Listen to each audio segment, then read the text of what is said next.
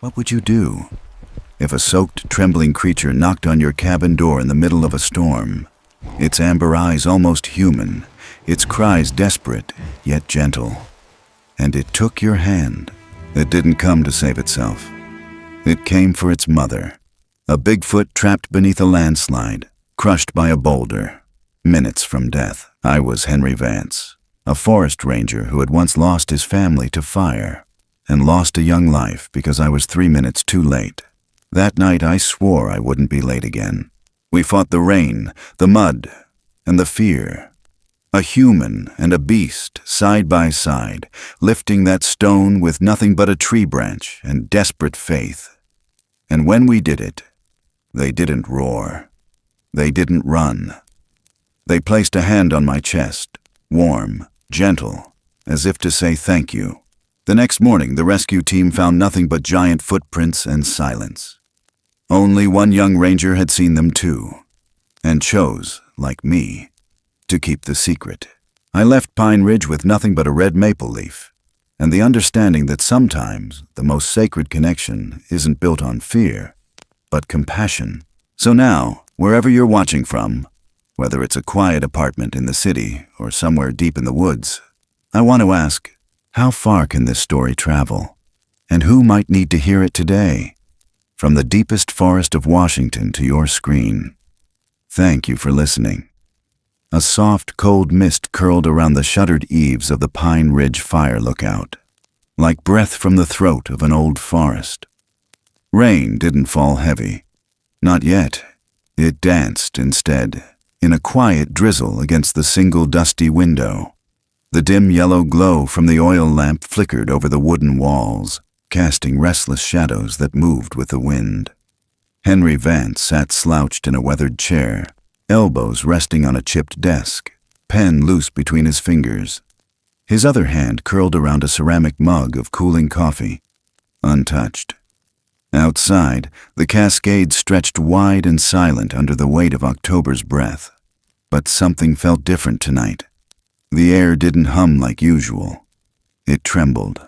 Henry was 52, with a face like cracked earth, creased deep around the eyes, jaw rough with a salt and pepper beard that had outlived a barber's touch for too many seasons.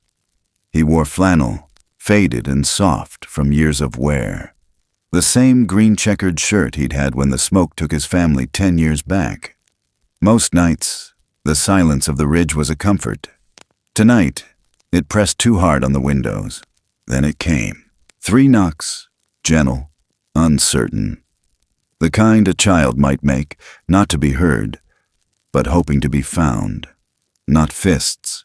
Fingertips. He froze. Didn't breathe. The radio crackled once and died. No wind. Just that slow creak of the old pine frame reacting to something it hadn't felt in years. Henry set the mug down. It clicked against the wood like a heartbeat too loud. A second of stillness. Then he stood. His joints ached like rusted hinges, but he moved quiet, stepping toward the door with practiced calm. Rangers weren't supposed to open their doors after dark to the unknown. But rules don't mean much when the knock sounds like it comes from someone who's lost more than their way. He pulled the latch.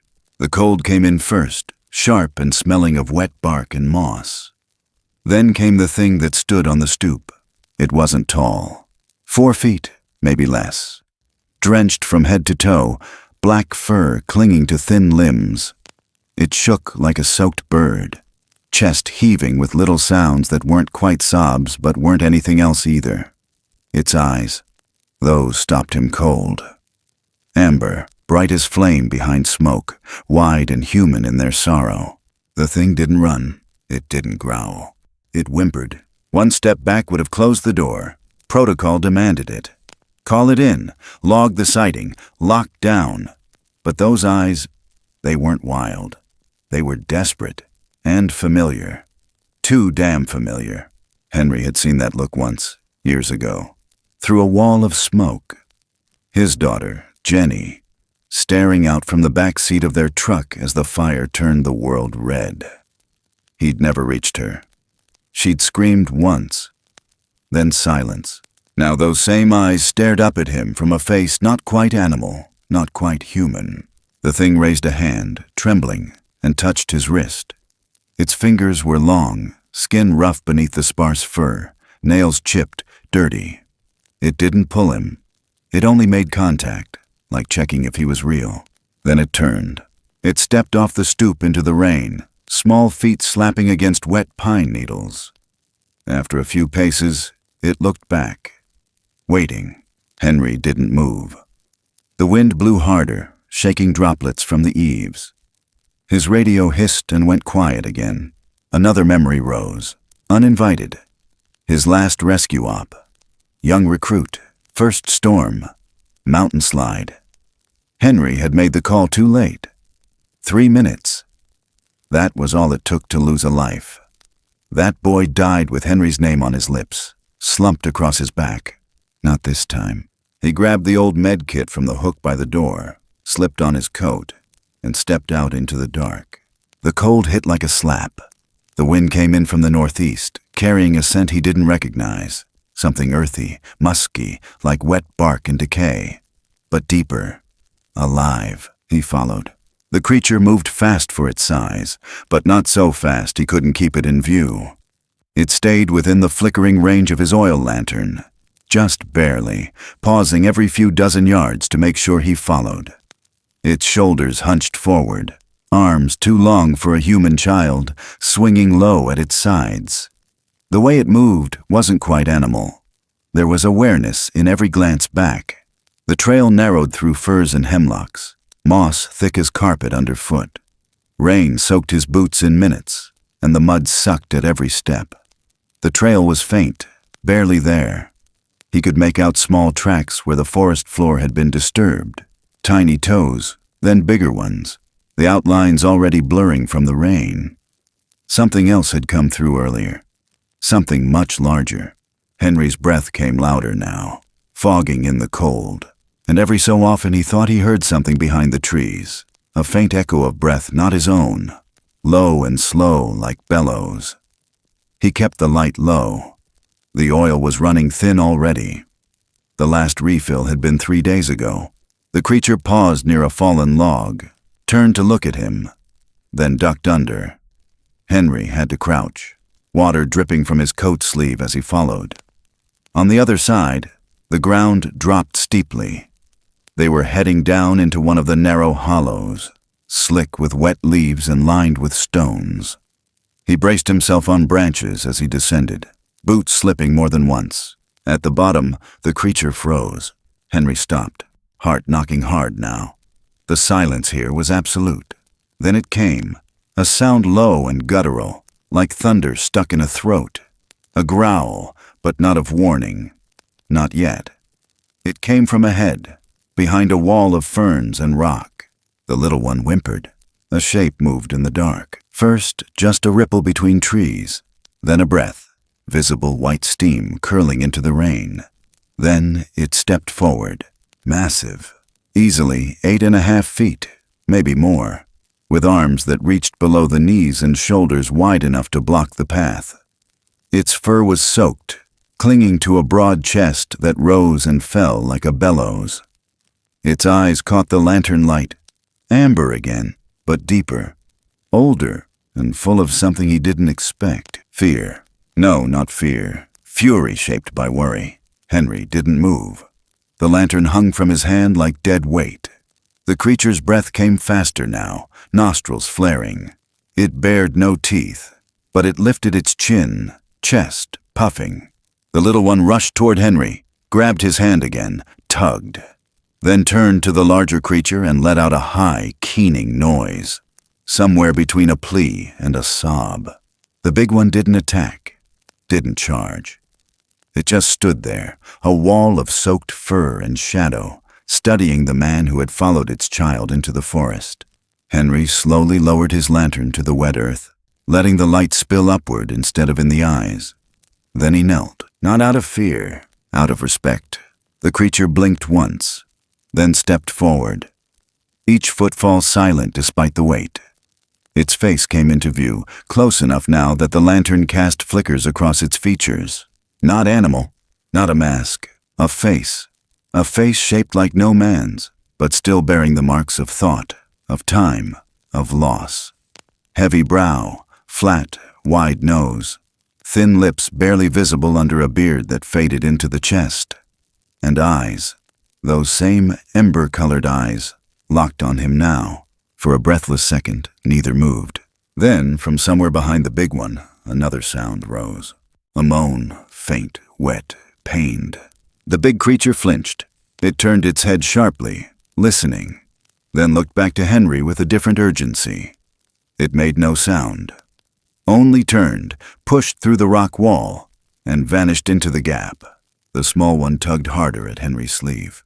No words passed between them. None needed. Henry stood, picked up the lantern, and followed. The rain was heavier now. The forest held its breath. And Henry Vance, retired rescuer, broken man, keeper of the lonely watch, stepped into the dark behind a creature that had knocked, not with force, but with hope. It was a hope he wasn't ready to carry. But he carried it anyway, because sometimes the forest doesn't call with noise. It calls with silence, and waits to see if someone is still listening. The forest closed in tighter with every step, branches dripping from the weight of cold rain, the path beneath Henry's boots soft with rot and mud. The little one moved ahead like a shadow barely tethered to the light, pausing just long enough for Henry to catch up, then darting forward again, as if torn between urgency and fear he might turn back. The oil lantern in Henry's grip wobbled, its flame guttering with every gust, casting narrow beams through the thick wet of cascade undergrowth. Nothing about this made sense. Not the child's presence at his door, not the sheer silence of the trees now, not the memory that kept flashing in his head. His daughter's eyes framed in flame, and how helpless he'd been when it counted most. He followed because he couldn't not. Because if he stopped, if he turned back, there'd be no saving whatever this was. His breath was tight in his chest, fogging the glass of the lantern. The old canvas of his coat hung heavy, soaked through the shoulders. Pine needles stuck to his boots, and somewhere back behind them, the fire watch tower had vanished into the fog. There was no trail anymore, just soft ruts in the loam, filled with rain and fading too fast. He bent low once to see more clearly, squinting into the pooling mud. Tiny footprints ran beside something bigger, much bigger. The rain had almost wiped the larger tracks clean, but the shape of one still remained. Deep, wide, nearly twice the size of his own boot, with toes spread like a bare human foot. The heel was buried inches down. Whatever left that mark was no deer, no bear, and it was close. The child turned again, locking eyes with him in the dim. Its face was clearer now in the flicker of firelight, a mix of features that unsettled something primal in Henry's gut.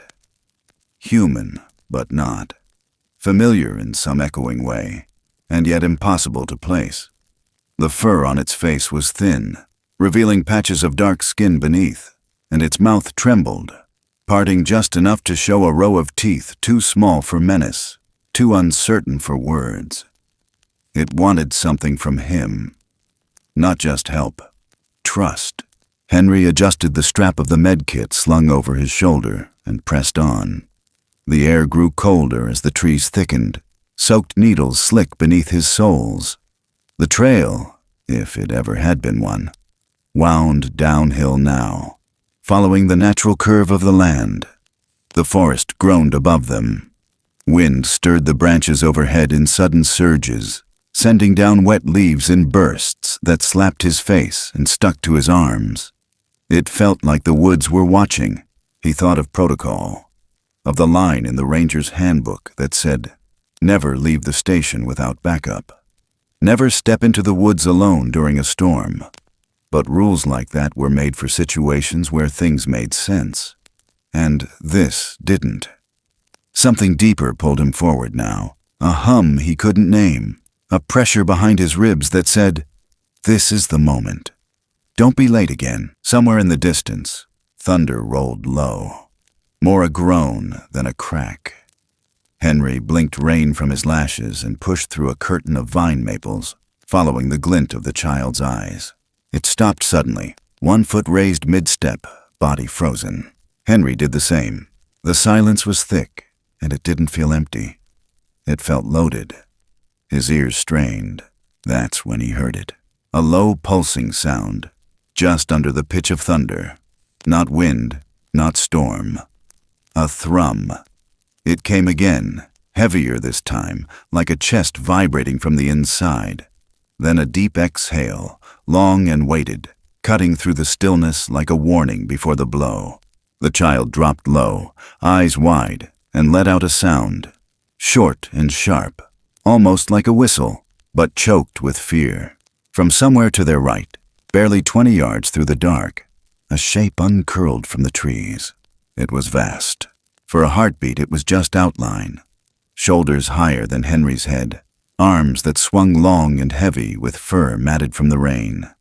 Then it stepped forward, and the lantern caught its chest, dark, slick with water, rising and falling slow and steady.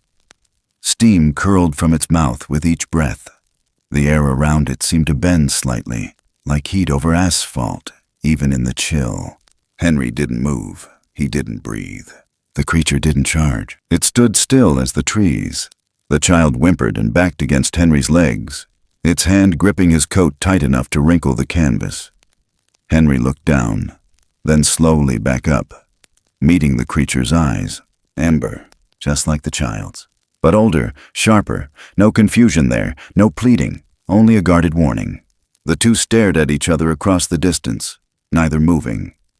Henry didn't lift the lantern any higher, letting the light cast sideways rather than direct.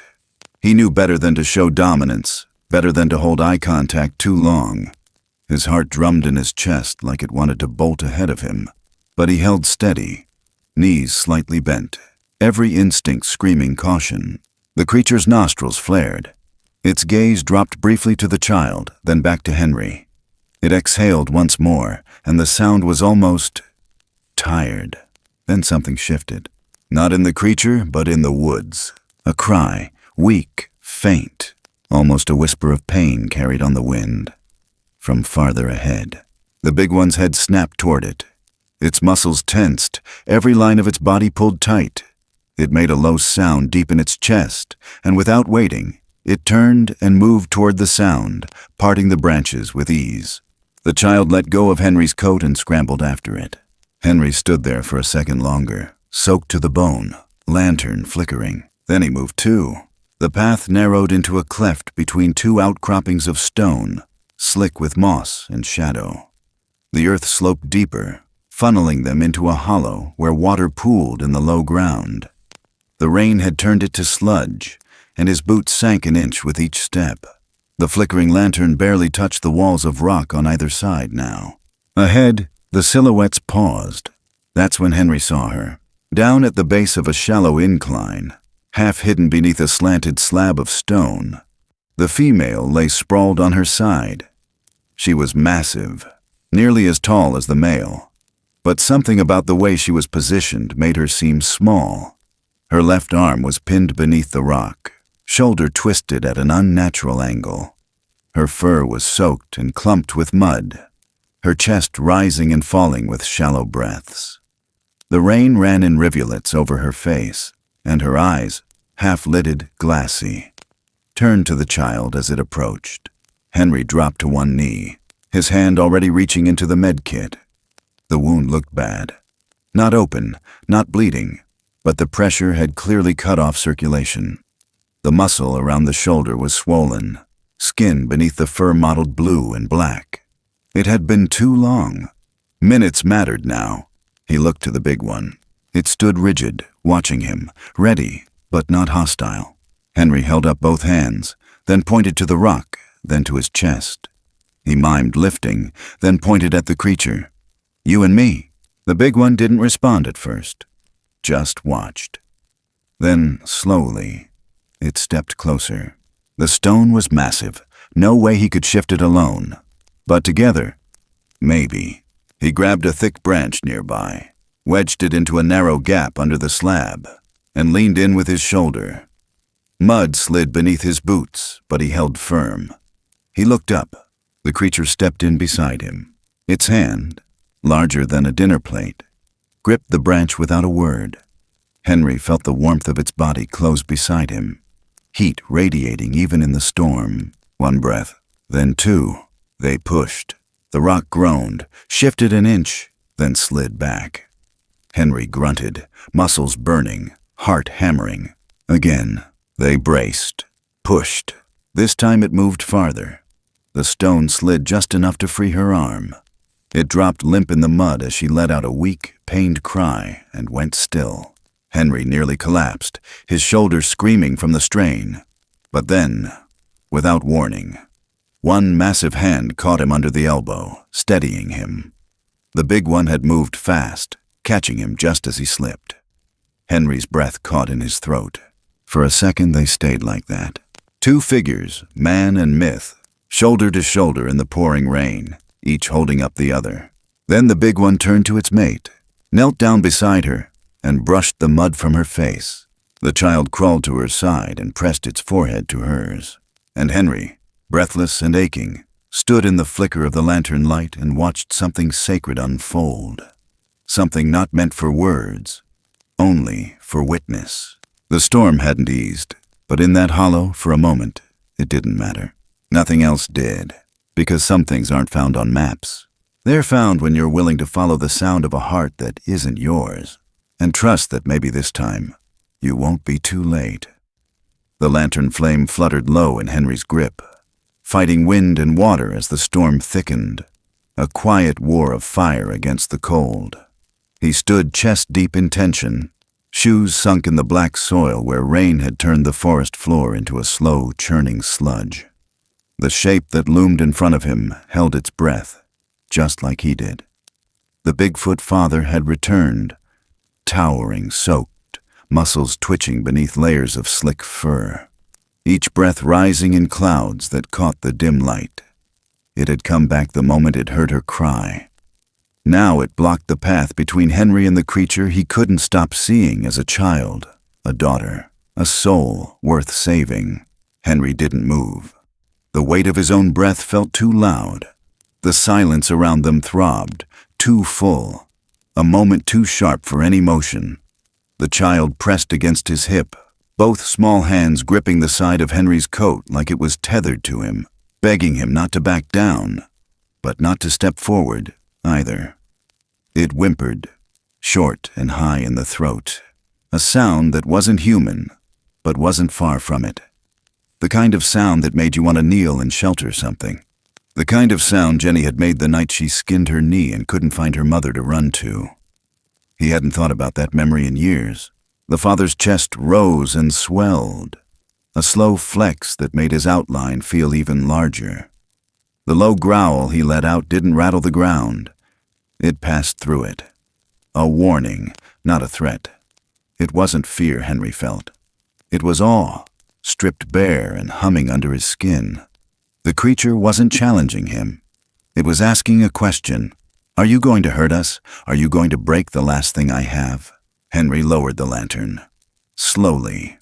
Without dropping his eyes all the way, he eased his knees, body tilting downward until he stood in a half crouch, legs bent, arms slack.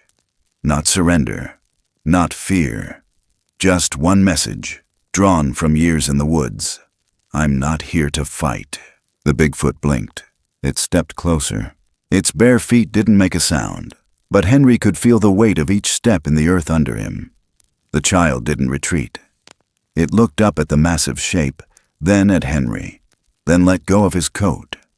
A shudder ran down its narrow frame. It moved toward the father, but halfway there, it turned again. Looked back. Reached a small hand toward Henry, just briefly, before retreating behind the towering figure.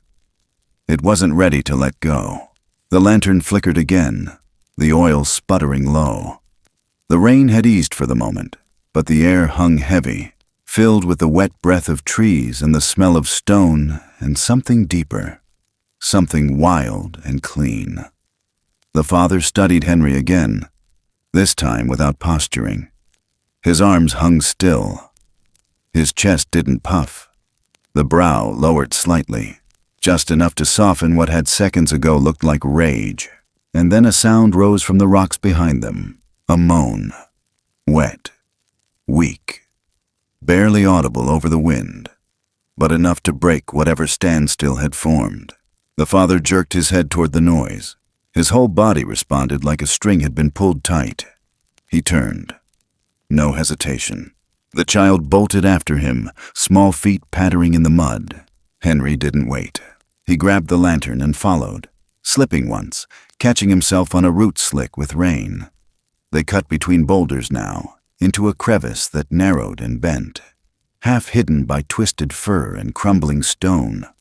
On the other side, the hollow opened wide again, revealing a slope washed out by water, a slick shelf of shale leading into a depression where the female still lay. From above, her body looked smaller now, sunken, her arms still pinned beneath the slab, her head tilted at an unnatural angle.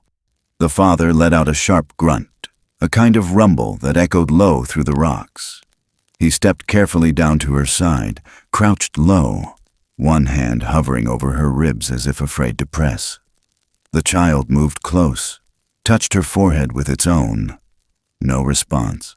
Henry approached slowly, sliding the last few feet. He could see her chest moving, but barely. Her breath was shallow, too shallow. Blood hadn't returned to that arm yet. It had gone long enough without it that shock was setting in. If she passed out too deep, they might lose her before the stone could be lifted. They were running out of time. He glanced at the father. The creature didn't stop him, didn't growl, didn't bare its teeth. It stepped back, just a little. Henry set the lantern down and knelt beside the stone. The edge was jagged, and the weight of it pressed deep into the forest floor, rain pooling at the base. No good handholds, no leverage. But the gap underneath was wider now, enough to slide a branch through. He scanned the ground, found a fallen limb thick as his forearm, wedged it into the space. The father moved closer, breathing heavy. Watching, Henry pointed. "You here, me here, together." The Bigfoot didn't nod, didn't need to. It understood. They positioned themselves opposite each other, Henry bracing his feet in the mud, one hand on the branch, the other on the rock itself. The father mirrored him. Massive arms flexing, fingers curling around the stone. The child backed up, eyes darting between them. Henry counted in his head. 1, 2, 3. They pushed. The stone didn't budge. He felt the pain shoot up his side immediately. His left shoulder protesting, tendons flaring, muscles remembering their age. Again, they pressed harder. A crack echoed through the ground as something shifted. Not the rock, a root beneath it snapping. The stone dipped a fraction. Henry slipped, boot sliding in the muck. The weight of the rock turned inward. For a second, it was coming toward him, fast. A blur of panic. Then a hand caught him, fast, rough, but deliberate. The Bigfoot father had reached out with one arm, yanked Henry backward before the slab could crush his leg. The strength of it left Henry gasping. He landed hard on his hip, shoulder jarring, pain flaring bright in his ribs. But alive. He blinked up at the figure above him. The father breathing hard, still between him and the stone, eyes locked on his. And something passed between them. Not words, not even thoughts. Just acknowledgement. That was the moment Henry knew. This wasn't just a wild thing. This was someone. The silence hung thick for a second more. Then the father turned back to the rock, repositioned. Waited. Henry stood, knees shaky, jaw tight. He took the branch again. Nodded once. They tried again. This time the sound was different. A slow shift. The scrape of stone against stone. A groan. Deep and low. The slab rose an inch. Then 2. Henry braced. The father let out a sound that wasn't a growl, wasn't a roar, but something primal. His whole body trembling with the force of it. Muscles straining, rain dripping down his arms. The stone tipped, and then it moved. Not much, but just enough. The arm slipped free. The mother let out a whimper. Her fingers twitched. Then she passed out cold. The rock fell to the side with a final crash, sending up a splash of mud and water. Henry collapsed again, chest heaving. His arms trembled. Every breath hurt. But she was alive. He scrambled to her side, checking her pulse, lifting her wrist. Still weak. But there. He grabbed strips of gauze from his medkit, wrapped the limb, massaged the shoulder. Rain mixed with blood and dirt, and something that looked like sap.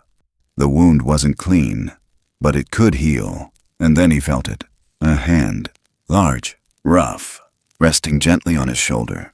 Henry froze. The Bigfoot father stood behind him, silent. The hand didn't push, didn't pull. It rested there, heavy, warm. Then it moved to the center of its own chest. Pressed once. And held. Not a salute, not a warning. Just a gesture. Thank you. Henry didn't speak. Couldn't. His throat closed tight.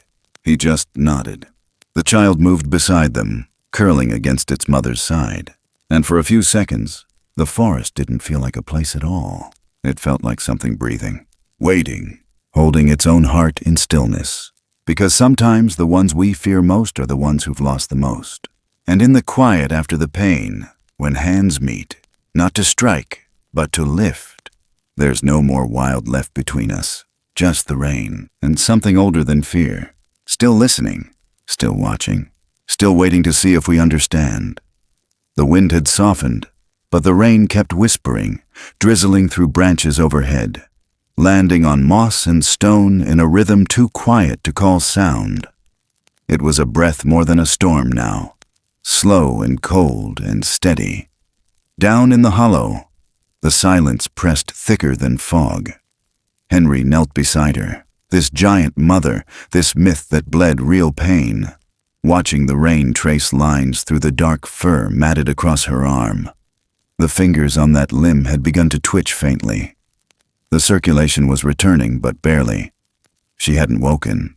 The Bigfoot father stood close, not looming now, just there, like a boulder shaped by centuries of wind. His hands hung loose but alert. His eyes never left Henry. They didn't burn. They watched. The weight of them wasn't threat anymore. It was something older. Something closer to calculation. Trust and hesitation knotted together in amber. The child hovered behind its father's leg, peeking out with those wide, wet eyes, breath puffing soft as a sleeping bird's. It looked like it didn't know where to stand, with her, with him, with Henry. So it stayed in between, always glancing both ways. Henry shifted. His knee cracked against a stone, sharp and cold. But he didn't flinch. He reached carefully for the bag, unzipped it slow to avoid the scrape of nylon. He'd packed the basics: gauze, antiseptic, splints, pain meds if they had mouths that could take them. But he wasn't sure what counted here. This wasn't a human shoulder. But it wasn't fully something else either. The joint was close enough. The bruising looked right. He touched the muscle gently. Still tight. The skin beneath the fur had darkened to a deep, wine-colored swelling. It had to be addressed soon or risk turning septic. He reached for a branch. Long, straight, wet but not rotted. He tested the bend. Just enough give. It would do. The father watched every movement, every flick of Henry's fingers, every motion of his wrists. When Henry lifted the branch to the wound, the father tensed slightly, just a pulse through his shoulders. But he didn't step in. Henry broke his silence. "I need your help." His voice came out hoarse, almost drowned by the hush of the rain. He doubted they understood the words, but maybe tone mattered more. He pointed to the stone, then the limb, then to himself, then to the father, then together. His hands made the shape of lifting, pushing, bracing. The father tilted his head. Not much, just enough. Then he moved.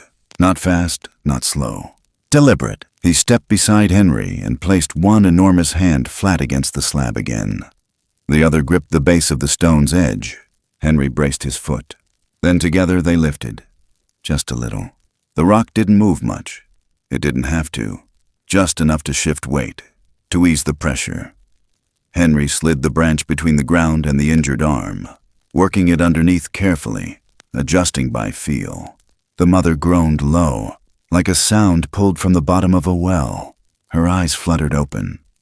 Not fully, just enough for the whites to flash beneath lids. Her mouth opened, teeth gritting around a wet gasp. She didn't scream. It was worse than that. The sound was too tired to fight. The father let out a guttural hum. Not panic, not alarm, just a presence. A call. A sound that said, "I'm here," and she stopped trying to rise. Henry leaned in, reached under the arm, and started to work the limb loose. The skin was cold, the muscles slack. It moved like it didn't remember itself. The branch helped raise the arm slightly. He massaged gently from shoulder to elbow, trying to coax the blood back. She winced once, but didn't resist. The child crept closer now, inch by inch, like a leaf moving in a hesitant breeze. It stopped beside Henry, just outside his reach, and looked down at the mother's face. She turned her head slowly toward it. Their foreheads touched just briefly. Then she closed her eyes again. Henry tied the branch loosely to support the limb, not as a splint, but a brace. Temporary, enough to keep the blood flowing. He wrapped the arm in strips of fabric torn from his own shirt. He didn't know how they'd interpret it, but he had no other choice. When he finished, he sat back, breathing hard, soaked to the bone. His breath fogged the air in front of him. His ribs ached from the lift. His fingers shook, not from cold, but from something deeper. That quiet line between adrenaline and reverence. The father stepped around him now, moved closer to his mate. He knelt beside her and placed his palm gently against her face. His fingers dwarfed her skull, but his touch was impossibly gentle. He brushed rainwater away from her eyes, leaned down, and rested his forehead against hers for a long, still moment. Henry looked away. Some things weren't for him to witness. He turned toward the trees instead, letting the rain hit his face, wash the sweat and dirt from his jaw. The lantern still burned behind them, but weak, flickering. The oil wouldn't last much longer. He had maybe an hour of light before it was just them in the dark, and he didn't know how to get back. Not in this light, not in this forest, not after what had happened. He could try, but leaving didn't feel right. Not yet. He glanced back and saw the child watching him. It tilted its head, same as the father had. Then, slowly, it took one step toward him. Its hand reached out, hesitant, not afraid. Not anymore. It touched his knee, just once, then pulled back. That was all. But Henry felt something break loose in his chest. Something old, rusted, heavy. He reached out too. Not to grab, just to be near. And for a second, they sat like that. Not man and creature. Just two beings. Both a little lost. Both holding something they didn't know how to say. The storm had quieted to a mist. The clouds thinned just enough to let moonlight smear faintly across the treetops. The branches above swayed with less force now. Just a rustle. The breath of a forest easing its grip. The mother stirred. She opened her eyes again, this time wider. She saw him. Henry didn't move, didn't blink. He just waited. Her gaze lingered, flicked to the bandage, to his hands, then to her mate, then to the child. She didn't speak, but her hand moved, just slightly, toward him, then back to her chest. Just one touch, one rhythm, like a heartbeat. Henry nodded once. No words. No need. The father turned to him, stepped forward again, and this time, when he reached out and placed a hand on Henry's shoulder, he didn't pull away. He left it there, warm, solid. A gesture not of protection, not of possession, of gratitude, of something closer to bond. The hand lifted, then moved to his own chest. Pressed. Once. Firm. Henry mirrored it. Didn't know why. Did it anyway. Then the hand withdrew. The forest breathed in again. The light flickered behind them. The mother sighed once and slipped into sleep, her chest rising softer now, not shallow. The child curled beside her. The father stepped back to sit near the lantern. watching it burn. And Henry sat where he was, the mud soaking into his jeans, the cold no longer a bite, just a hum. There was nothing left to do tonight. No trail to chase, no call to answer. Just the rain, just the breathing, just the quiet rhythm of something ancient returning to stillness. And somewhere, deep inside him, the part of Henry that had stayed frozen since that fire 10 years ago, moved. A fraction, a hairline crack in the ice. He didn't smile, but he didn't ache quite the same. Not right then, not with the forest holding them. Not with that hand still warm on his shoulder. The flame bent once more, almost gone, but the dark didn't feel like danger anymore. It felt like night. And night, Henry realized, was a kind of mercy too. The rain hadn't stopped, but it changed. Less of a downpour now, more like a steady whisper across the stones and pine needles, tapping lightly on the leaves overhead like it was trying not to wake the woods. Dawn was still a long way off. The world was gray with exhaustion. Henry's clothes clung heavy to his back, the left shoulder of his flannel screaming every time he shifted his weight. Something inside had slipped wrong. He could feel it grinding when he breathed deep. But he stayed quiet. Pain was background noise out here. It had been for years. He stood beside the Bigfoot father again, both of them knee-deep in mud, bracing their feet against the shifting ground, shoulders hunched under the weight of that same stone they'd moved once before. Only this time, they weren't trying to save her. Now they had to lift it clear, fully.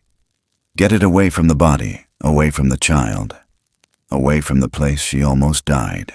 Henry tightened his grip on the makeshift lever, a thick tree limb they'd jammed under one edge. His palms burned with splinters.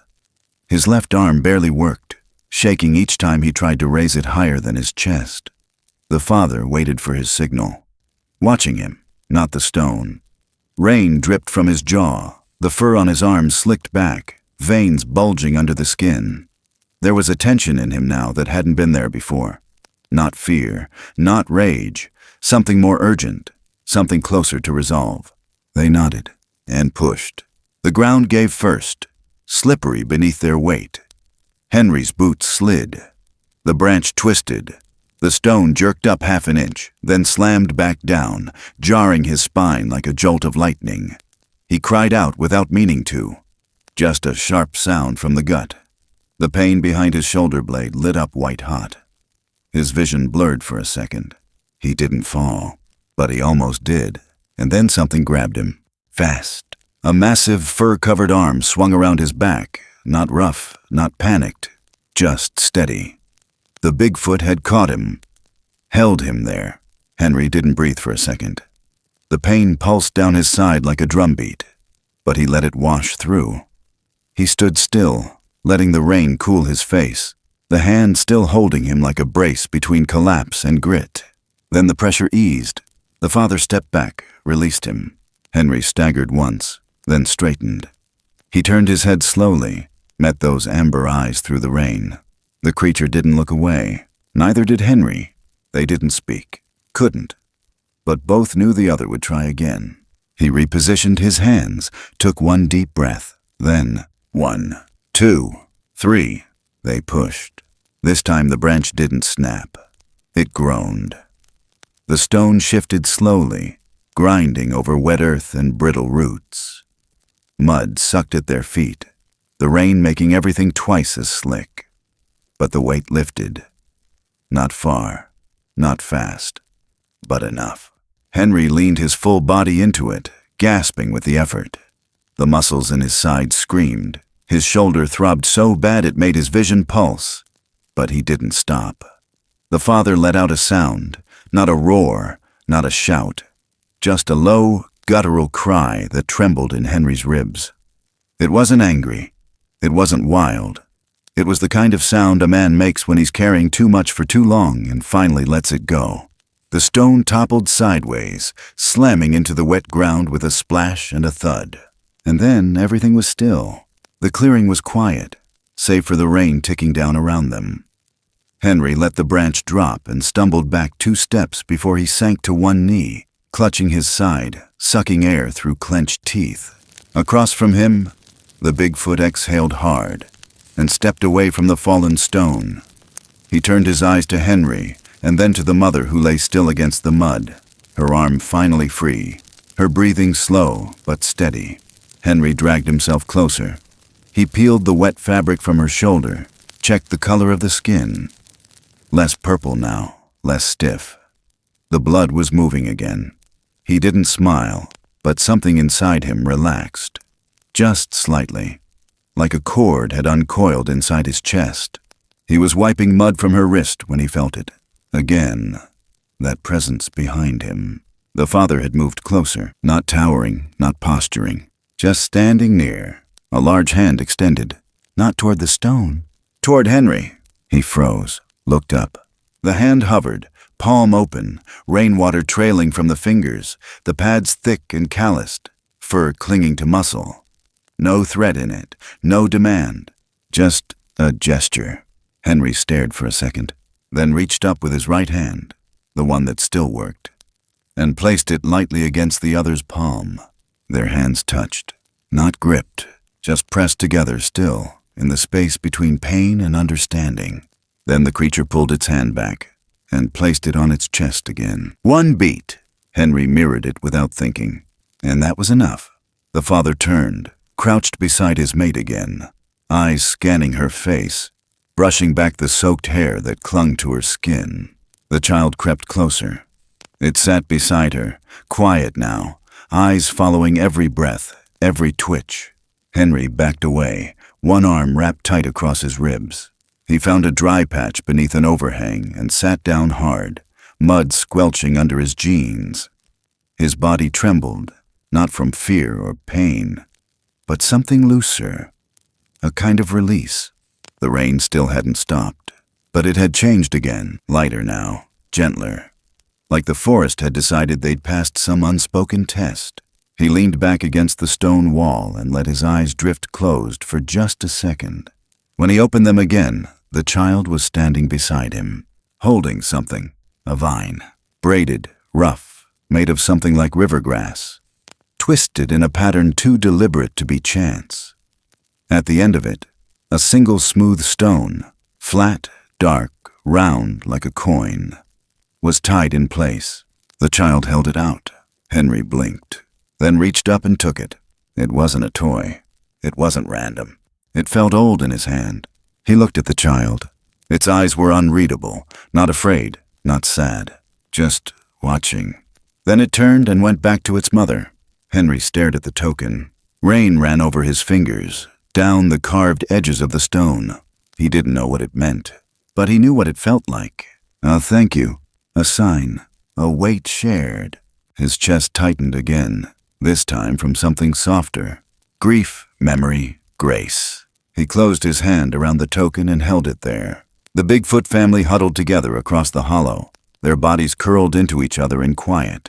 And Henry sat nearby, wrapped in silence, the air around them thick with breath and earth and something deeper, something sacred. The forest didn't move. The trees didn't whisper. Even the rain seemed to hold still. And in that hush, Henry realized he wasn't on the outside anymore. Not fully. Not tonight. He'd been led in, not with words, not with rules, but with weight, with mercy, and with the press of a giant hand against his broken shoulder. The rain had slowed to a whisper by the time they moved. Not stopped, just softened into something the forest could breathe with again.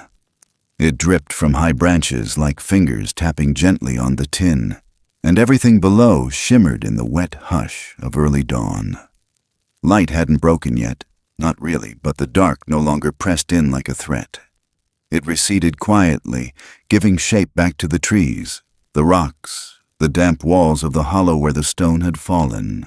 Henry stood with one arm crossed tight over his ribs, every step sending a dull throb through his shoulder and spine. The brace of pain grounded him more than it slowed him. He kept close to the Bigfoot father, who now carried the mother in both arms, her body curled against his chest as if she weighed nothing. She was breathing better, slower. The arm once trapped beneath the slab rested across her stomach, fur darker near the wound, but no longer tight with bruising. The child walked behind them, holding close to Henry's side like a ghost that didn't want to let go. They were headed uphill now, away from the place of stone and earth and blood. Not rushed, just steady, like a tide drawing back from something too full. The father moved with quiet strength, his steps sure, each footfall silent on the soaked ground. He knew the way. That much was clear. He glanced back only once, when the trail grew narrow and the earth sloped toward a ridge of moss-covered rock. Henry met his gaze without a word. No signal passed between them, but something invisible shifted. The father slowed just enough for Henry to catch up, letting him walk beside them again. The trail turned, and the forest opened a little. A higher ledge, ringed by stones and low trees bent in the direction of the wind. They came to a kind of overhang, a natural shelter formed by a wall of basalt and the sweep of branches arching overhead. The rock above jutted like a roof, keeping most of the rain from falling directly inside. Dry leaves littered the floor, tucked in corners, blown here over time. A nest, maybe. A home, in the language of those who don't build with nails. The father stepped inside first, crouched low. He lay her down carefully on a bed of moss and bark that had been shaped into something more intentional than random. Not soft, but layered. Thoughtful. The child moved to her side instantly, curling up with its back pressed to hers. The father stepped back, his chest still rising deep, eyes flicking across the stone, the brush, the corners. Checking, listening. Henry entered slowly. The space felt too quiet to fill with movement. He dropped to his knees near the opening, head bowed slightly. The smell of the place was earthy and rich. Wet soil, pine resin, old fur. It didn't feel foreign. It felt lived in. Then his legs gave. Not all at once, but enough to make him sit harder than intended. He leaned against the stone wall, breath short, the cold finally reaching through the layers of flannel and skin. His arm hung limp across his lap. His shirt stuck to him, torn at the elbow, streaked with mud and something darker. He wasn't sure when he'd stopped shivering. That worried him more than the bruises. He wasn't sure how long he sat there, listening to the rhythm of their breathing. The child had gone quiet. The father sat cross-legged near the mother, his hands resting on his knees, eyes half closed. He didn't sleep, but he didn't watch Henry either. Not now. They were both just there, sharing the same air, the same silence. Then Henry felt something near his chest. A warmth. Not pressure, not weight. A hand. Massive. Open. Placed gently on the center of his sternum. He looked up. The Bigfoot father knelt in front of him, studying his face. Not with curiosity, but with something gentler. A kind of gravity. The hand didn't press. Just rested there. Fingers splayed wide. Heat radiated from the palm, even through the damp fabric. Then the creature moved slightly, tilting its head, eyes narrowing. Not in warning, but focus. It was listening to something inside him. Henry's breath caught. He didn't speak, couldn't. The ache in his chest swelled. Not pain, something else. The stillness of it made his eyes burn. The hand lifted. The father shifted, reached for something beside the bed of moss, a strip of bark tied with coarse fiber. He lifted it slowly, unwrapped it, and revealed a small leaf, curled at the edges but red as flame. A maple leaf, perfectly shaped, delicate despite the weather. He reached again, this time toward Henry's wrist. Henry didn't stop him. The father placed the leaf gently over the gauze wrapped around his arm, pressing it down as if it belonged there, as if it had always belonged there. Then he pulled back and sat in silence. The gesture wasn't a gift. It wasn't a ritual Henry could explain, but it struck him so deeply he had to close his eyes. He felt the weight of that leaf more than the bandage, more than the shoulder, more than the years between who he'd been and who he was trying to become. He didn't realize he drifted until something rustled beside him. He opened his eyes. The child sat near now, holding the lantern. His old oil lamp, still burning, dim, flickering, the last threads of flame fighting against the wick. Someone had relit it. Someone had set it beside him. Its glow painted the stone in soft gold, a flicker of warmth against the cold gray of the world outside. Henry stared at the lamp, then at the child. The creature held it like a treasure, arms wrapped tight around the base, shielding it from the wind. Henry reached out slow. The child handed it over. No words. No need. The flame wobbled once, steadied. He set it on the ground between them, and for a moment they all sat around it. Man, myth, memory, bathed in the same light, bound by the same silence. Outside, the forest was shifting again. Wind rustled through the trees, but it no longer sounded harsh. It sounded like breath, like the world was holding them in its chest. Just for a little while longer. They didn't speak. They didn't move. And when Henry finally laid his head back against the stone, eyes fluttering shut, the pain softened under the hum of exhaustion. He didn't dream, but he felt a shape near him. Warmth. Something watching over him in the dark. And the last thing he remembered before sleep took him was the sound of breathing. Not his own. Not alone. Together. As if the forest itself had drawn them in and decided, for tonight, they would all be allowed to rest. Morning came in pieces, first as silver mist clinging to the canopy, then as a hush rolling through the trees, quieting even the crows. Light hadn't fully cracked the ridge yet, but it crept forward one pine at a time, pale and trembling, touching wet bark and fern tips and the low-slung opening of the stone shelter where Henry Vance stirred awake for the first time in what felt like a decade. He didn't remember falling asleep. One moment, he'd been listening to breath. His own, the child's, the forest's. And the next, it was dawn. The pain in his side hadn't vanished, but it had settled into something dull and deep. The kind that keeps a man moving, but reminds him he isn't made of steel. He blinked slowly, unsure whether the warmth on his cheek was sunlight or fever. Then he saw the lantern, still burning. It sat just inches away, its glow now pale in the growing light, wicked down to a whisper. And beside it, the child, curled around it like a cat, arms wrapped tight, forehead resting on its knees. The braided vine was still tied around its wrist, and the little stone charm clinked softly against the glass when it shifted. It looked up when it heard him breathe, eyes wide and alert, like it had been waiting. Henry didn't speak. He sat up slow, the muscles in his neck pulling tight as he turned to look past the opening. The mother still slept, curled near the back wall. The father crouched beside her, motionless, face calm but watchful. He looked older in daylight, more worn than wild. His fur glistened in the morning damp, slicked down by a night of cold and rain. His gaze moved from the woman to Henry without tension, just acknowledgement. Henry nodded once. Something in the air had shifted. There was peace here, but not permanence. The father stood, without ceremony, without sound. He rose to his full height and turned toward the woods, his head tilted. He was listening. Henry followed his gaze. Far off, barely audible, a sound, not thunder, not wind. A distant hum, thin, metallic, rhythmic. Henry's pulse jumped. Rescue. He crawled to the edge of the shelter and looked out.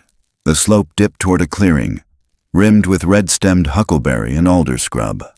Between the trees, a flicker of orange, a jacket, a glint of glass, then the shape of a human head, bobbing along behind a pair of raised binoculars. A radio clipped to the shoulder crackled faintly. Ruthie Hale. Young, fast-talking, sharp-eyed. One of the new seasonal hires. She was good. Better than the brass gave her credit for. And she was walking straight toward the clearing, mouth slightly open, probably tracking his last known direction.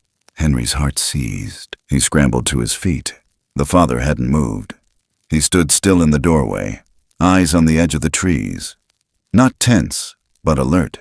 Henry looked from him to the mother, then to the child still curled around the lamp. He held up both hands. "Wait here." He pointed to the shelter, to the stone, to the child, then to himself. "I'll go, just me." He didn't know if they understood, but the father nodded. It was small, barely more than a blink, but it was enough. Henry stepped outside. The forest was soaked and quiet. His boots sunk into soft moss and leaves, water clinging to the hem of his jeans. He limped slightly, ribs still tight, shoulders stiff, but he moved fast. He met Ruthie at the edge of the clearing. She startled when she saw him. "Jesus, Henry?" Her voice was a whisper and a gasp all at once. She reached for him instinctively, eyes flicking over the mud, the soaked clothes, the bruises blooming under his collar. "We thought you were dead. Your last check-in was 12 hours ago." "I'm okay," he said. His voice was rough, like it had forgotten how to speak. "I slipped during the storm, got stuck low in a ravine." She stared at him. "You slipped?" "Bad shoulder. Took me a while to get out, but I'm good." Her eyes narrowed slightly. "Where's your gear?" He hesitated. "Dropped it in the water. Lost the radio." She looked past him, toward the trees. "There's smoke up that ridge. Somebody's fire." "No," he said quickly. "Rock slide.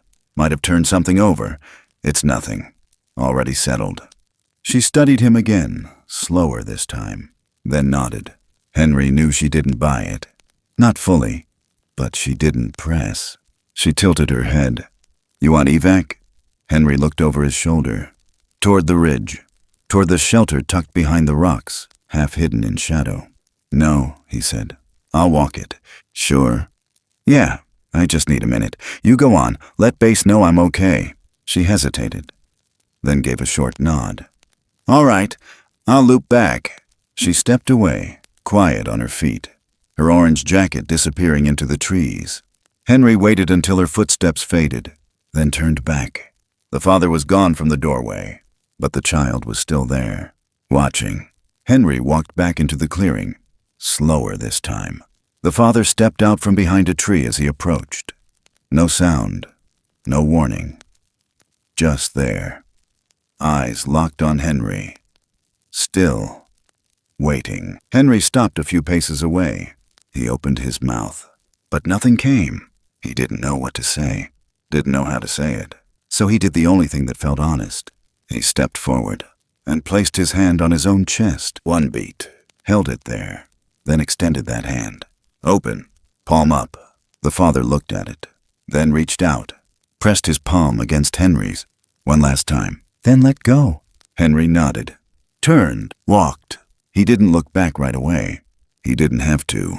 But when he reached the edge of the tree line, something pulled at him. A thread, a breath.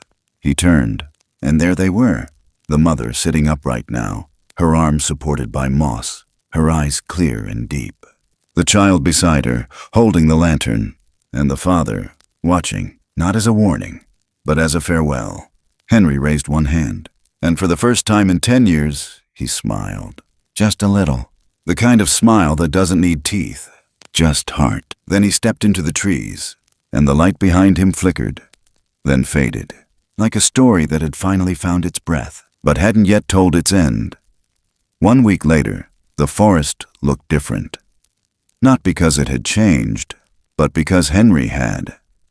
The ridgeline still curved the same, and the pines still whispered with wind like they always did.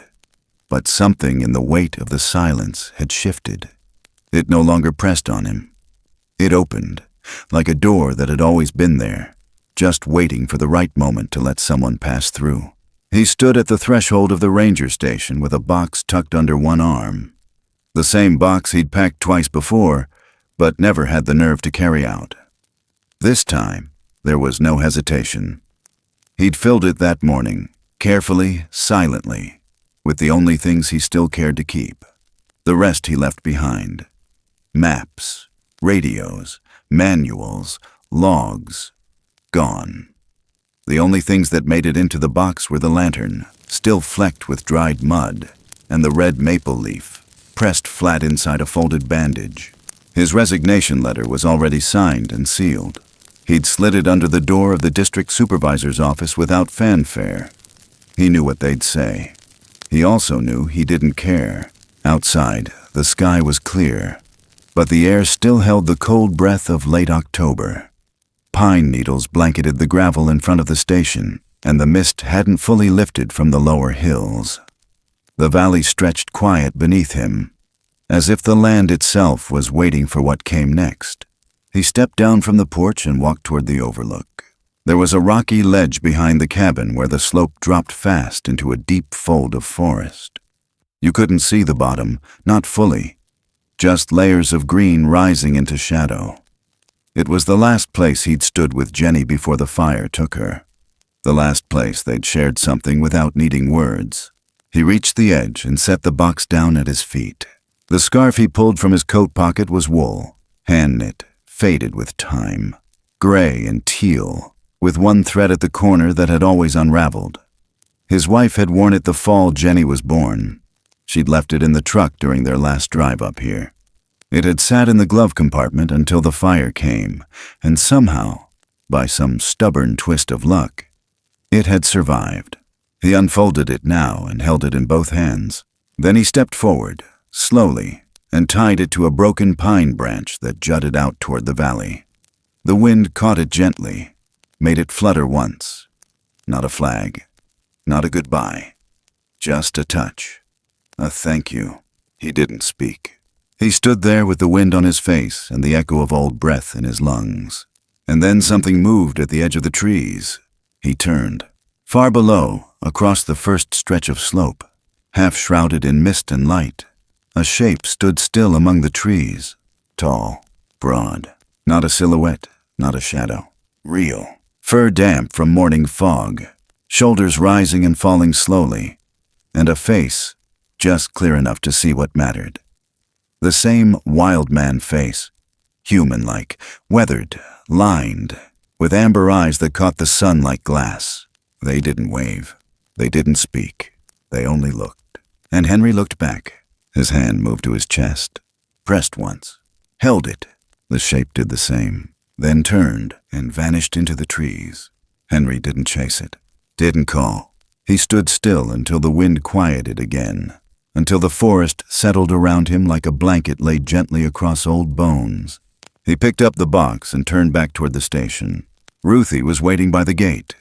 She didn't say anything at first, just looked at him, then at the scarf dancing on the ridge behind him.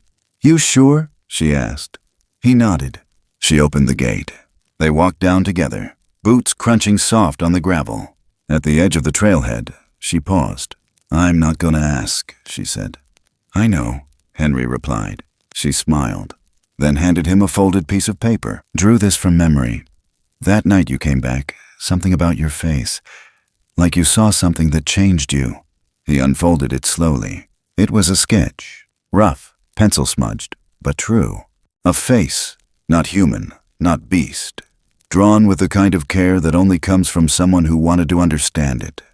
Broad brow, deep-set eyes, the same quiet behind them that Henry had seen, the same hurt, the same grace. He held it like something sacred, then slipped it inside his coat pocket. They parted at the fork, her back toward the station, him down the path that curved toward the foothills. The road ahead didn't promise much. No markers, no destination, but he didn't need one. Somewhere in the woods, a child with wide amber eyes still remembered the way he reached out first. A mother still healed beneath stone and moss. A father still stood watch in the shadow of cedar and wind. And somewhere deeper still, the forest itself remembered. It always did. It remembered every kindness that was offered without expectation, every silence held with care, every breath shared by two souls who didn't speak the same tongue but still chose not to run. Henry walked until the sound of gravel faded beneath his boots, and only leaves crunched underfoot. He walked until the sun rose high enough to warm the back of his neck and dry the cuffs of his sleeves. And when he passed under a bent pine near a clearing he didn't recognize, he stopped. Something was tied to the lowest branch, a strip of bark braided with river grass, and in the middle of it, a smooth, dark stone, polished by hand and rain. He reached out, touched it, and didn't take it, just left it swinging gently in the morning breeze, the way you leave a note behind for someone who knows how to read between the lines. There was no need to carry it. He already had everything he needed, pressed to his chest, tucked in his coat, etched somewhere deep in the marrow of his ribs. Because what happened that night, when the storm broke and the child knocked and the forest asked if he still remembered how to listen, wasn't something you told. It was something you kept, and he would, always, because kindness doesn't need a language. It just needs someone brave enough to listen. There are stories that speak with words, and others that speak with silence. Some echo loud with action, while others settle quietly into the corners of your heart, unfolding long after the last line is told. What you've just heard is not a tale of monsters or myths. It's a reminder that even in a world full of fear, misunderstanding, and distance, there are still moments where we choose compassion instead of control. Still places where the human instinct to help outweighs the instinct to hide. This story reminds us that there is a kind of language that doesn't require speaking. It lives in the small things, in a hand extended, a glance held just long enough, a breath shared when no one else is watching. It lives in the decision to stop running, to listen instead of judge, to see instead of turn away. And sometimes, the bravest thing we can do isn't to fight what we don't understand, but to stand beside it, quietly, and choose to care anyway. Maybe that's the oldest truth there is. That empathy is not something earned, but something given freely, especially when it's hardest to give. Maybe kindness isn't a weakness or a risk. Maybe it's a kind of remembering, a way of saying, I see you, and I'm still here. In a world that often moves too fast, that asks us to shout louder, push harder, or look away when something doesn't make sense, this story is a small act of resistance, a whisper against the noise, a reminder that sometimes the most powerful gesture isn't a grand act, but a quiet decision made in the dark, with no one watching. And perhaps the woods, in all their silence and shadow, still hold space for those choices. Perhaps they remember those who didn't turn away. And perhaps we, in our own way, can too. Thank you for walking this journey with us, for allowing yourself to feel, to imagine, to remember. If this story touched something in you, share your thoughts in the comments. Tell us what it made you feel, or what it made you remember. If you believe there's still room in the world for stories like this, stories told with reverence, with heart, with hope, consider subscribing to this channel. Follow along, be part of the conversation, and above all, keep listening, because kindness even now still echoes.